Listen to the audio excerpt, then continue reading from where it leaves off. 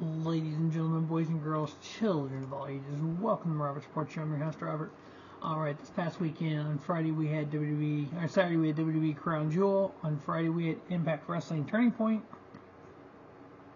On Friday we also had GCW Please Buddy, and on Saturday, GCW Sigh or No. Life happens sometimes, you don't get things watched when you want to, so we're able to get everything watched. Ready to do the reviews now. So we're going to run down all these cards. WWE Crown Jewel is already up. Alright, so Impact Wrestling Turning Point, or future known as TNA Wrestling. Can't wait. But Turning Point, on the countdown to Turning Point, we had two big matches. We had, first off, Grado and Rhino teaming up versus Mike D and Ryan Richards. Now, this show took place in Newcastle, England. Newcastle Uptime, Time and Wear, England, UK. Walking Activity Dome. We had several different European companies involved. North Wrestling was one of the big ones. And so Grado, Rhino, Mike D, and Ryan Richardson had a little tag match there on that pre-show. 4.5 minutes. Grado and Rhino getting the victory and then giving it 2-star. Next up, we had the North Championship on the line. We had champion Leon Slater versus Mark Haskins. This match was super good. I ended up giving it 3.5. Leon Slater is just uber talented. I think he's probably one of the most talented 17, 18-year-old kids out there. Especially in the UK, he's done a lot of stuff over here in the US as well. Like I said, I give it 3.5, and Leon Slater getting the victory there and retaining his North Championship. Then on the main show, the first match, we had former Team Canada members Eric Young and Josh Alexander teaming up, going against Subculture, Flash Morgan Webster, and Mark Andrews. Former Impact Wrestling Tag Team Champions, former NXT UK Tag Team Champions, if I remember correctly. And I want to say they won the Progress titles too, without me looking it up, I believe so. They had a banger of a match, to be honest with you. These four guys went out there and just give us a good, high energy style match just to get everybody revved up and ready for this show. I ended up giving it 3.5, and Eric Young and Josh Alexander got the victory. Next up, we had former Progress and Rev Pro Women's Champion Gisele Shaw, the quintessential diva, going up against Alex Windsor. Alex Windsor actually beat Gisele Shaw for the Rev Pro Women's title not that long ago. So having these two women go at it over in the UK was kind of, as a UK wrestling fan, was kind of like, hey, that's kind of cool. I remember that. And they actually talked about it too. What I love about Impact Wrestling, they will just bring stuff up like that. But Gisele Shaw getting the victory there over Alex Windsor. I ended up giving it 2.5. It was 8 minutes long. It was kind of just a there kind of match. Next up, we had a X Division style match. We had former Impact Wrestling World Heavyweight Champion Rich Swann versus former X Division Champion Trey, Miguel.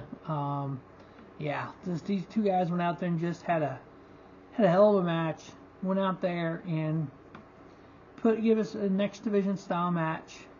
I ended up giving it 3.5. They done some crazy moves. It was nuts on some of the stuff they did. But Rich Swann ended up getting the victory there. Next up, we had Dani Luna, part of Subculture, going up against Jordynne Grace. It was good. It was short, less than 9 minutes. But Jordynne Grace is so good in the ring. Dani Luna is underrated, in my opinion.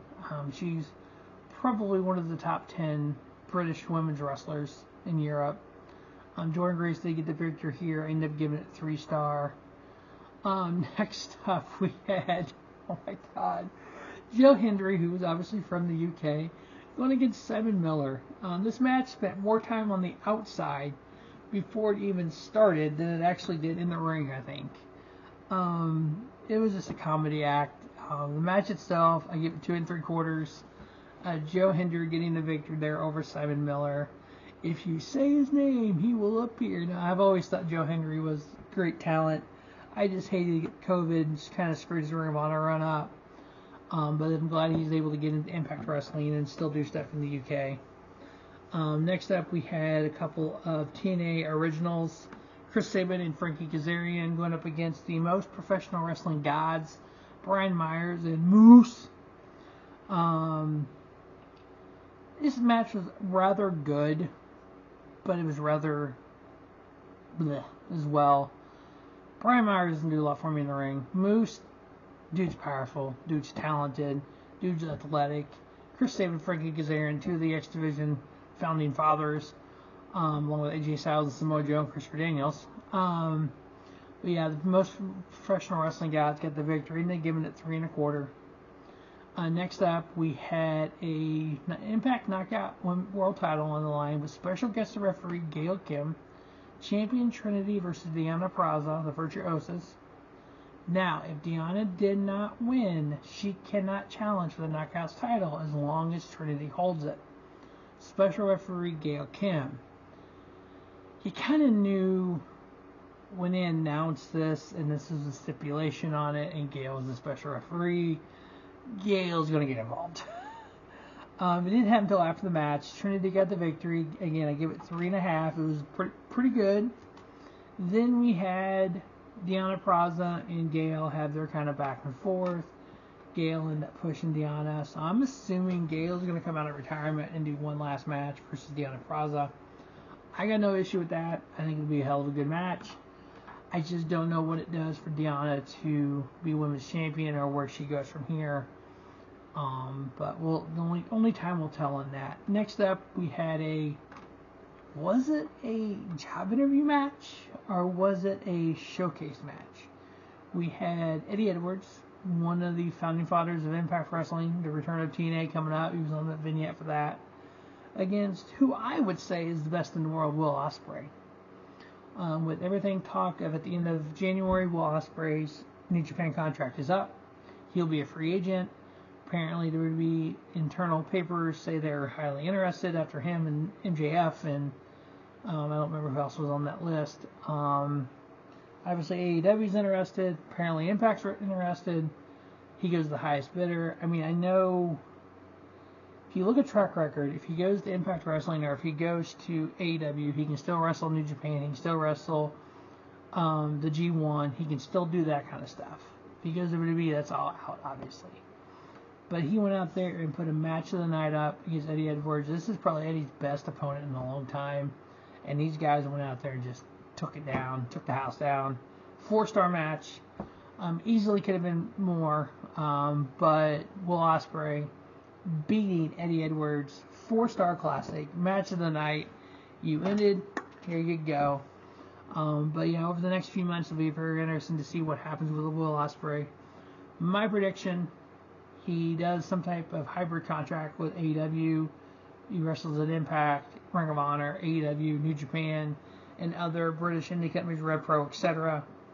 I don't see him at WWE because I think WWE would waste him. I think they would literally go, Ricochet, Will Ospreay.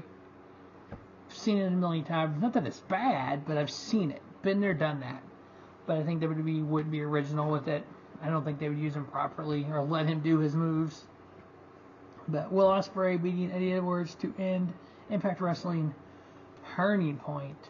So stay tuned to Rubber Sports Show for the review of the GCW shows. As always, thanks for watching Rubber Sports Show. And don't just have a great day. Have a spiffy day. Rubber Sports Show, your YouTube leader in sports channel content.